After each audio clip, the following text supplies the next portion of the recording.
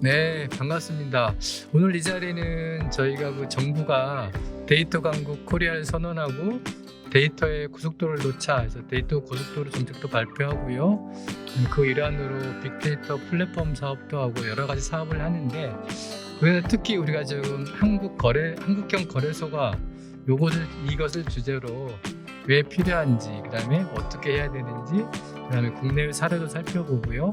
그러면 우리가 데이터 강국 결국은 되기 위해서 이 데이터 거래소가 어떻게 운영되며 뭐가 필요한지를 좀 전문가들을 모시고 짚어보기 위해서 우리 GDNet 코리아가 마련한 자리고요. 본격적인 자담의 토론에 앞서서 이 자리 좀 빌려주신 또 데이터 스트림즈 이영상 대표님께서 한 말씀 해주시면 감사하겠습니다. 네, 안녕하세요. 데이터 스트림스 이영상 대표입니다. 오늘 데이터 스트림스를 찾아주시고 굉장히 중요한 주제로 토론을 할 수 있게 돼서 저희들은 굉장히 감사하고 정말 기쁜 마음입니다. 4차 산업 시대가 가속화되고 있습니다.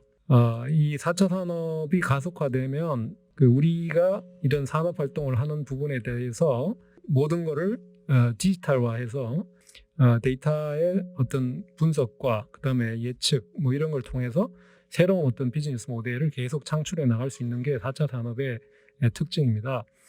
마찬가지로 팬데믹 사태가 지금 현재 세계적으로 유행을 하고 있는데, 이러한 팬데믹 사태는 비대면이라는 게 굉장히 중요하기 때문에 결국 이런 IT 기술에 더 의존을 하게 되고 디지털 서비스 방식을 촉진하게 됩니다. 따라서 디지털 변환이 그전보다 굉장히 대중들에게 깊이 어필이 되고 있고, 이런 부분들을 받아들이는 데 대한 어떤 저항감이 예전보다 훨씬 줄어들었습니다. 따라서 이런 디지털 변환이 가속화되면 그 과정에서 생기는 디지털 데이터가 다 우리가 활용할 수 있는 이런 데이터로 변환하게 되고, 그러면 이런 데이터들을 어떻게 가치 있게 만들고 이런 부분들을 어떻게 공유하고 데이터 수집이나 확보나 이런 것들이 어렵습니다. 그래서 이런 거를 데이터 거래를 통해서 확보하고 더 가치 있는 데이터로 만들고 이것을 필요한 사람한테 우리가 판매를 하고 거래하는 이런 비즈니스가 굉장히 유행하게 될 걸로 보입니다.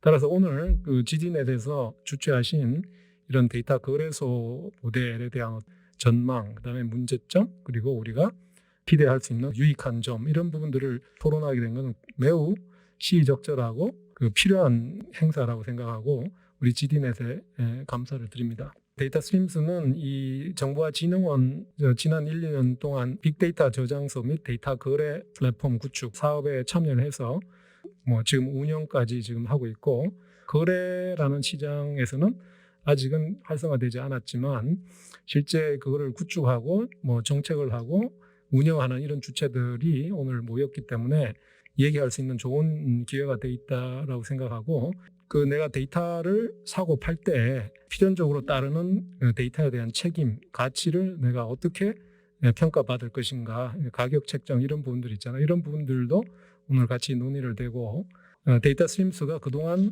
쌓은 기술들, 이런 부분들이 데이터 거래에 어떻게 활용이 되고 국내 대표 기업으로서 거래 시장에서 기여할 수 있는가, 이런 부분들도 같이 토론이 되기를 바라겠습니다.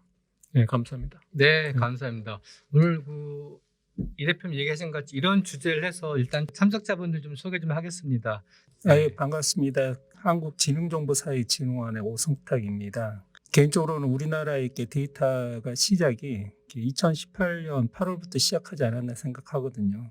대통령께서 데이터 고속도로를 선언하면서 이제 플랫폼 사업이 시작됐고, 3년의 과정에서 아마 데이터 산업 자체도 그렇고 생태계도 그렇고 아마 이렇게 많은 성장과 많은 기회가 있었던 것 같습니다.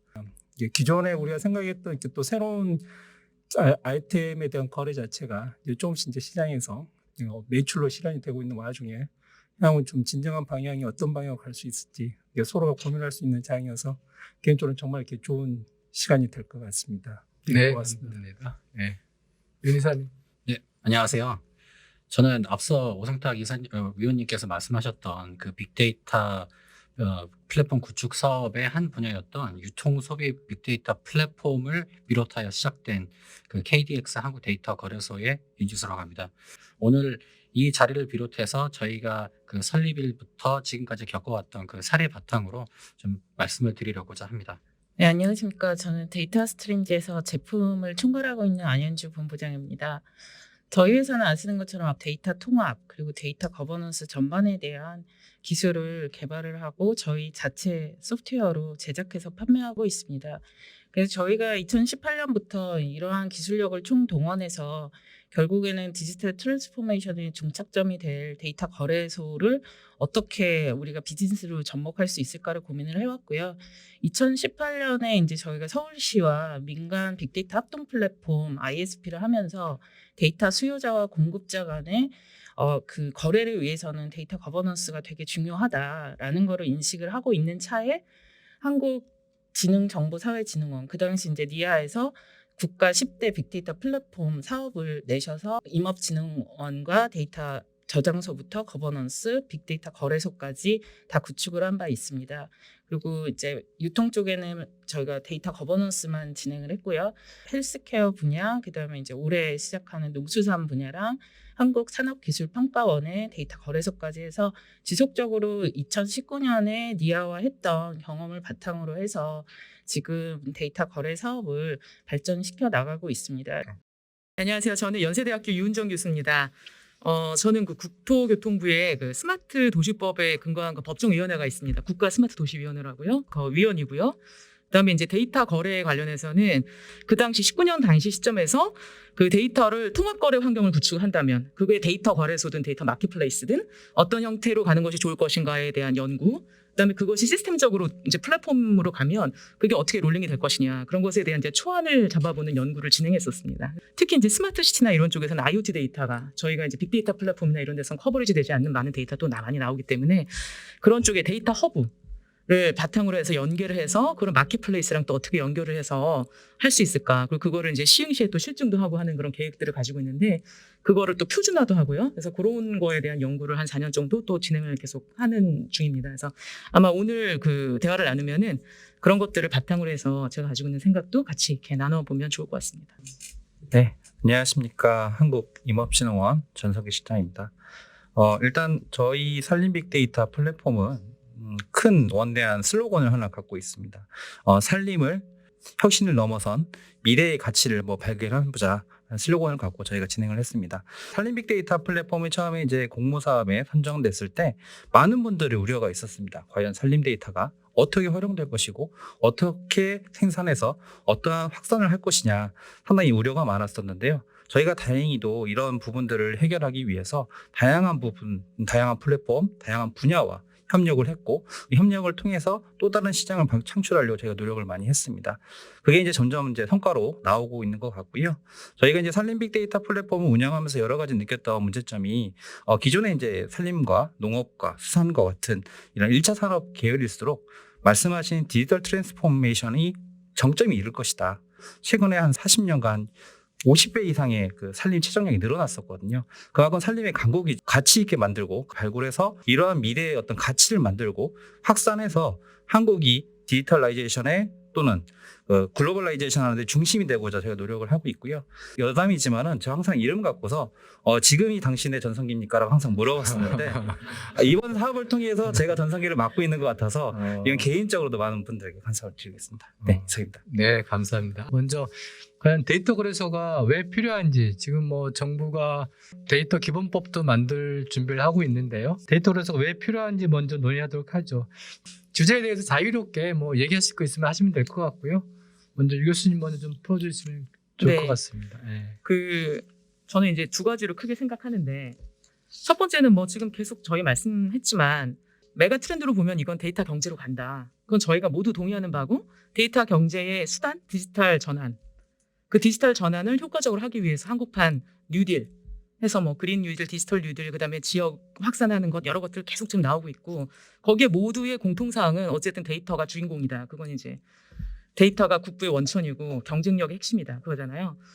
그 메가 트렌드 때문에 그것을 그러면은 가장 효율적으로 분배하고 공유하고 활용하면서 생태계로 만들어 나갈 수 있는 체제가 무엇이냐.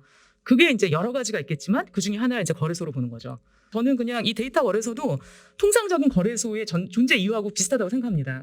데이터의 수요와 공급을 투명하게 연결을 해가지고 사회적 비용을 줄이면서 효과를 낼 수 있게끔 해주는 체제잖아요.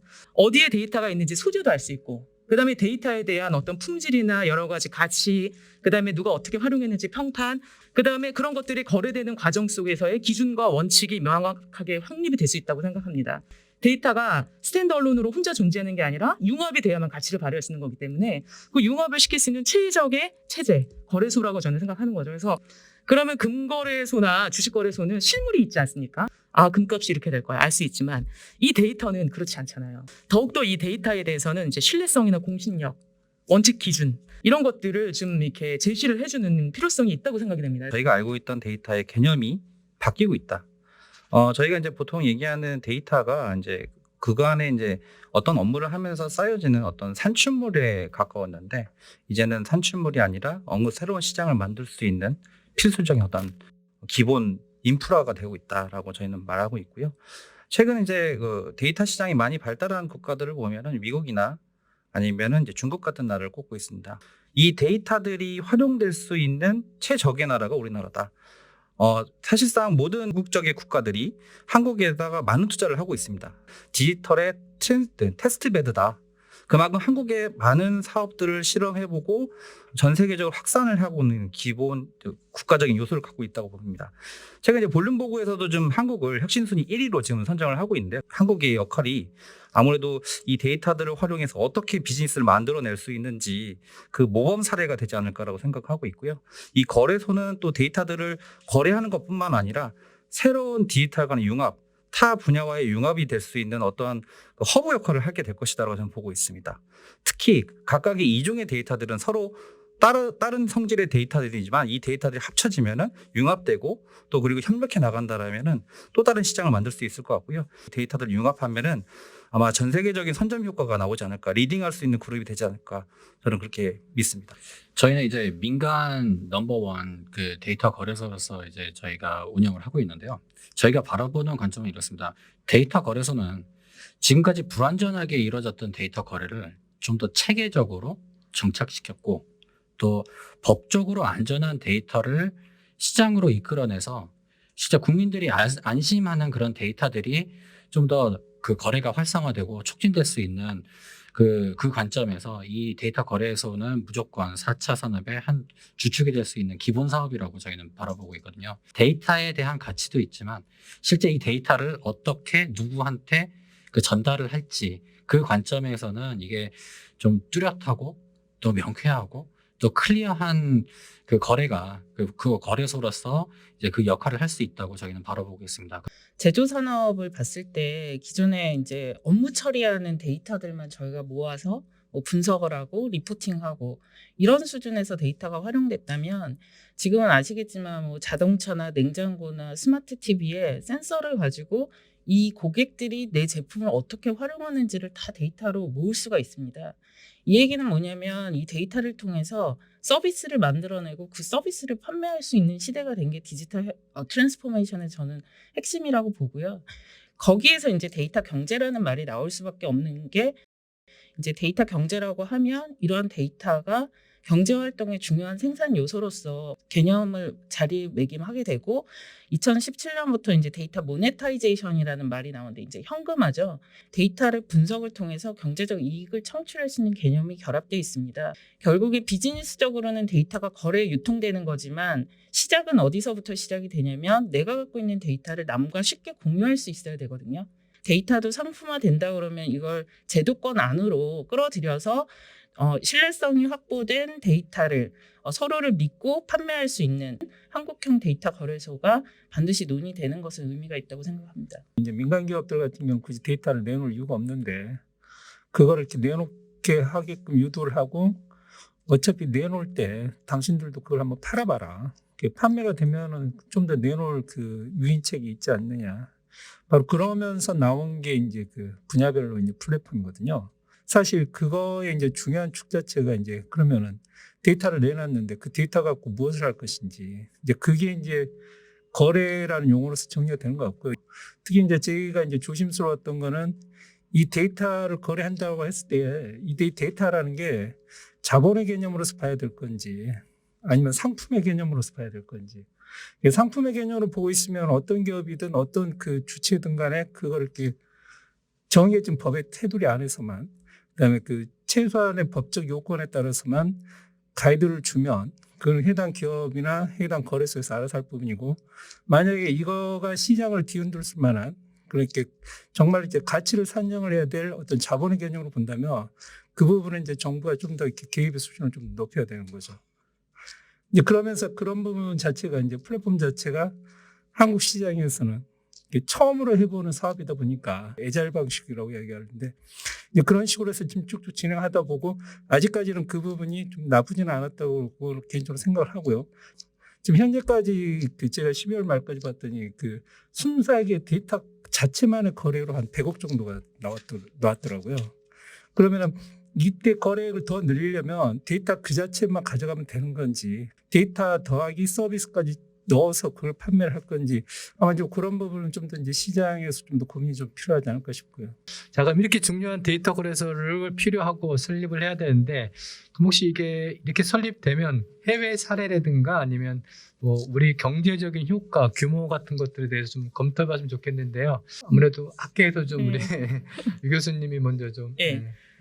데이터 거래소라는 익스체인지, 데이터 거래소라는 이름을 붙여가지고 외국에서 하기 시작한 거는 2015년, 16년 이때 많이 나왔더라고요. 2016년에 그 클라우스 슈밥이 4차 산업혁명 말하면서 막 얘기했잖아요. 그때쯤에 해외에서는 거래소들 많이 생겼고 그것을 운영하고 있었고 우리나라는 데이터 스토어라고 2013년도에 만들었지만 이제 그게 아주 소극적인 형태로 이렇게 운영이 되고 있던 그런 상태였고 그것이 이제 2018년 이렇게 넘어오면서 빅데이터 플랫폼이라는 좀 더 적극적인 형태도 들어오고 스토어도 들어오고 하면서 쭉 이제 한국은 가고 있었고 중국은 이제 2016년도에 만들어가지고 공공이랑 민간이 혼합된 체제.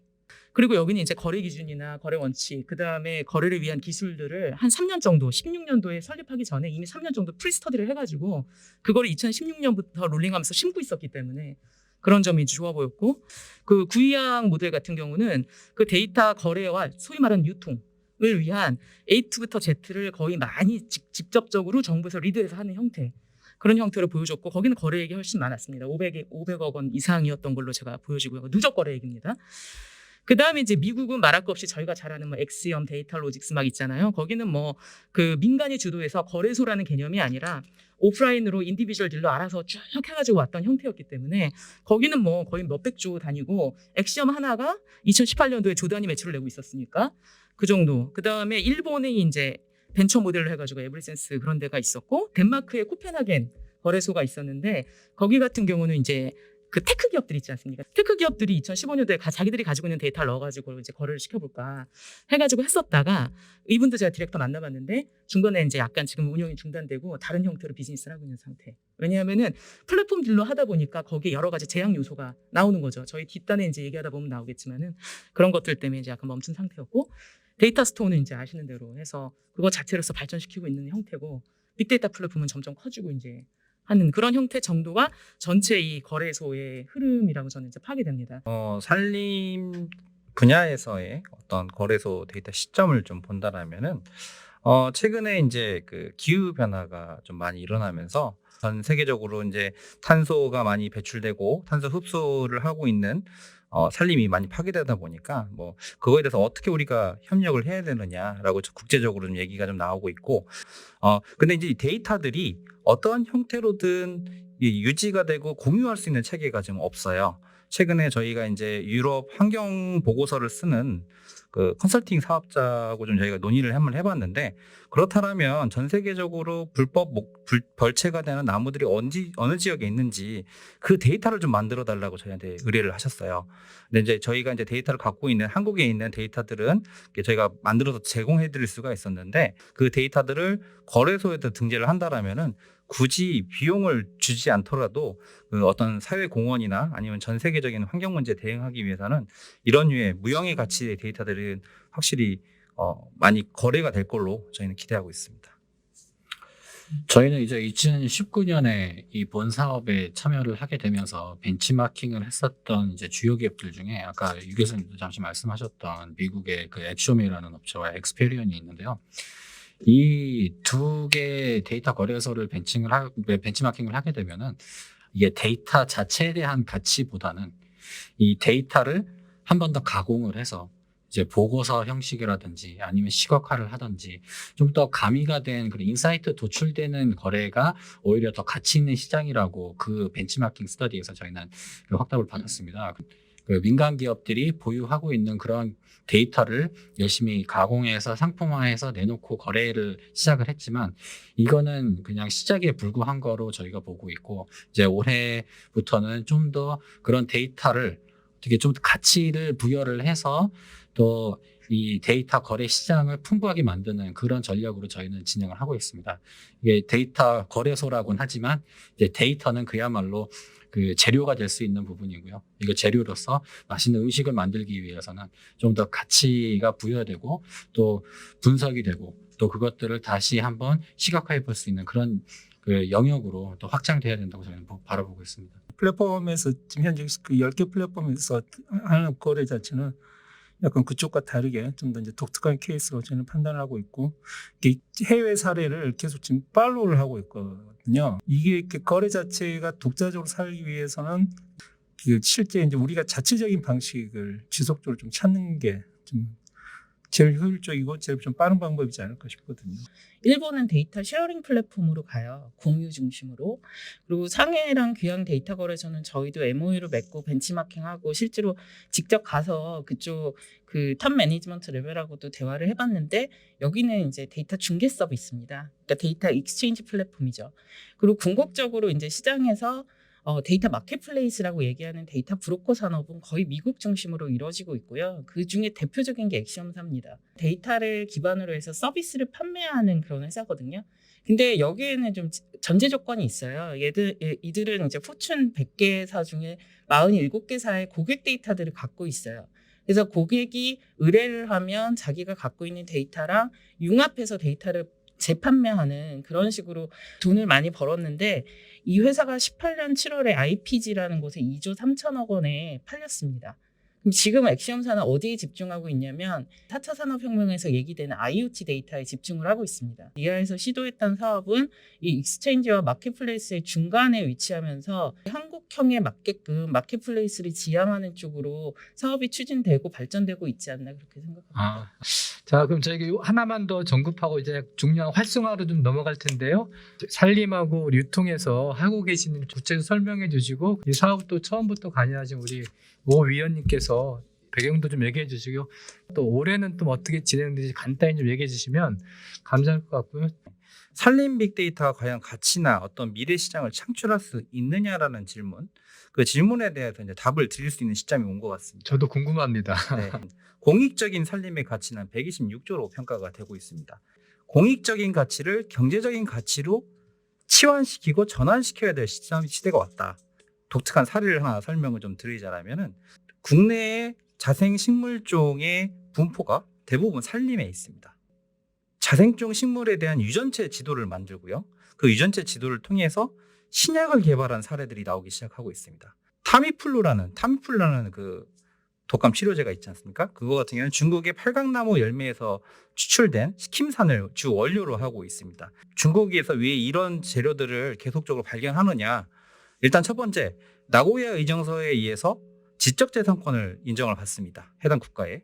로열티 수익을 10% 이상 제공을 해야 되고요. 국내 시장으로 봤을 때는 약 4천억의 어떤 효과가 있다고 봅니다. 그 국내에 자생하고 있는 미선나무에서 유사한 성분을 저희가 추출했고 유전자 분석을 통해서 어떤 형태의 가공을 하고 그리고 어느 온도에서 가공을 했을 때 식힘산이라는 물질들이 더 활발하게 추출이 될 수 있는지 그런 공정까지도 저희가 연구를 했고 산림 빅데이터 플랫폼 센터가 그런 데이터들을 계속적으로 만들어내고 이 데이터들은 결국에는 신약 후보물질도 쓰이고 있습니다. 5손가락 안에 들어가는 신약 제조사가 같이 협력을 하고 있고요. 이거 관련돼서 이제 계속적으로 시장에 나올 걸로 보고 있습니다.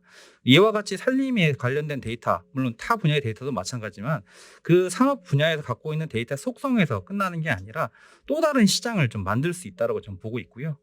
저희 KDX 한국데이터거래소라는 사업체 명으로서 시작을 하게 되면서 이제 저희가 목표를 잡은 게 데이터로서 가치가 있는 것들은 모두 취급하자 하는 취지하에 그렇게 이름을 짓게 되었고요. 그 많이 관심을 가지시는 데이터 중에 이제 한 축은 유동인구 데이터가 되겠습니다. 이제 보통 유동인구 데이터 하면은 SKT, KT, LG 플러스 같은 통신사 기반의 데이터만들을 이제 생각들을 하시는데 외에도 오히려 더 가치 있는 그 유동인구 데이터들을 확보하고 있는 기업들도 굉장히 많거든요. 뭐 1000만 이상의 그 고객 프로필 대상으로 그런 데이터를 수집하고 있기 때문에 통신사 못지않은 데이터들을 저희가 보유를 하고 있습니다. 그리고 1차적으로는 앞서 말씀드렸다시피 데이터 자체에 대한 니즈가 있었기 때문에 그 거래를 저희가 좀 더 활성화하기 위해서 이종 간의 데이터를 융합해서 더 가치 있는 데이터로서 더 저희가 제공하려고 그 준비를 하고 있고요. 그 참여 기업들 간의 이제 융합 데이터를 여러 건 만들어 놨었는데 신한카드와 GS 리테일의 결합 데이터였습니다. GS 리테일 같은 경우에는 GS25에서 편의점 결제 데이터가 있지 않습니까? 관광을 갔다거나 여행을 갔을 때에 대한 소비 패턴들이나 다양한 관점에서 볼 수 있는 데이터들을 활용을 하기 때문에 이런 데이터들이 진짜 유용하게 사용되고 있습니다. 잠깐 좀 쉬었다가 좀 할까요? 저희가 또 잠깐 쉬었다가 또 2부 하도록 하겠습니다.